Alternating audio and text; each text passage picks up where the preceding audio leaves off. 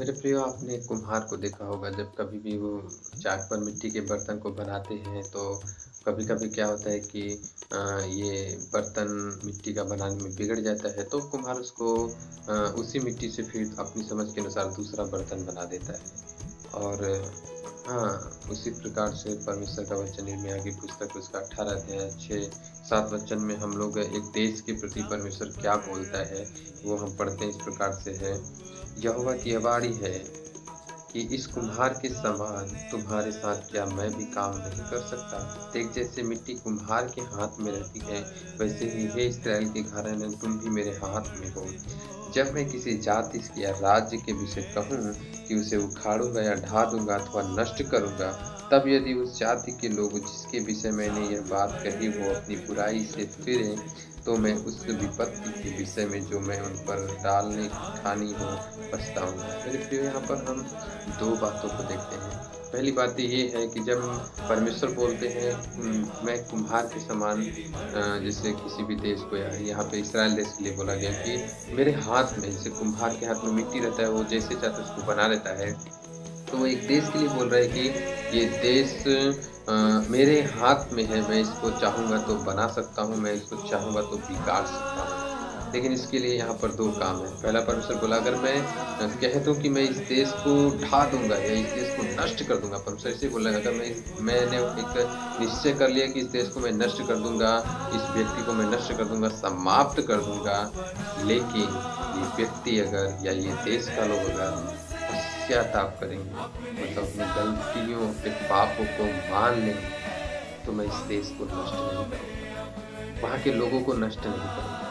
मेरे प्रियो, परमेश्वर हमें और आपको बनाना चाहता है, हमारे देश को बनाना चाहता है। परमेश्वर हमें अपने हाथ चाहता है कि हम अपने आप को उसके हाथ में दे, जैसे कुम्हार के हाथ में मिट्टी होता है, परमेश्वर एक सुंदर रूप हमें देना चाहता है, लेकिन उसके लिए वो चाहता है कि हम पश्चाताप करें। इस महामारी में, इस समस्याओं में हमारा देश कितना पीछे जा रहा है, कितना समस्याओं में डूबता जा रहा है। क्या चाहता है परमेश्वर?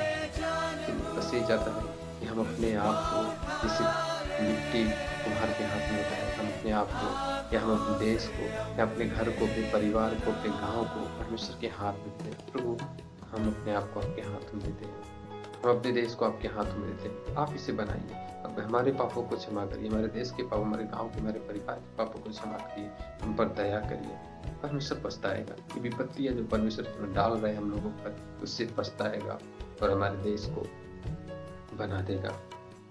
लेकिन आगे भी वो लिखा है, अगर वो पश्चाताप नहीं करेंगे तो वो नष्ट हो जाएंगे।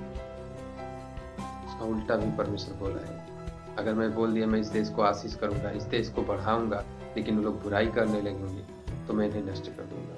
मेरे प्रियो, आज हमें और आपको अपने देश को बनाने के लिए परमेश्वर से प्रार्थना करना है। अपने घर को, अपने आप को एक सुंदर रूप देने के लिए परमेश्वर से प्रार्थना करना है। एक बर्तन, अच्छा सा सुंदर बर्तन बनाने के लिए परमेश्वर से प्रार्थना करना है। आज की रात्रि हम प्रार्थना करेंगे। 1 मिनट हम प्रार्थना करेंगे। हम अपने आँखों को बंद करेंगे प्रार्थना। स्वर्गीय पिता, धन्यवाद करते हैं इसकी रात्रि के लिए। आज की रात्रि हम अपना जीवन आपके हाथों में सौंपते हैं प्रभु। हमारे परिवार, हमारे घर, हमारे देश को आपके हाथों में सौंपते हैं प्रभु। हम आपके बीच खड़े होकर के बिछुआई करते हैं प्रभु। हमारा देश नाश की ओर जा रहा है, महामारियों से, समस्याओं से, अनेक प्रकार से प्रभु। प्रतिदिन लोग मर रहे हैं, समस्याओं में जा रहे हैं प्रभु। आपका वायदा है, अगर तुम पश्चाताप करोगे तो मैं तुम्हें बनाऊंगा, देश को बनाऊंगा। प्रभु, हम आपसे प्रार्थना करते हैं, हमारे गलतियों को आपको माफ करें, हम पर आप दृष्टि करें प्रभु जी। आप अपने पुत्र को इसीलिए भेजा प्रभु, दंड देने के लिए नहीं प्रभु जी, हमारे पापों को क्षमा करने के लिए, हमारे ही पापों के लिए क्रूस पर मारे थे प्रभु। हम पर दया करें, अनुग्रह करें और हमारे देश को, हमारे लोगों को बनाए। धन्यवाद करते हैं प्रभु यीशु मसीह के नाम से। God bless you.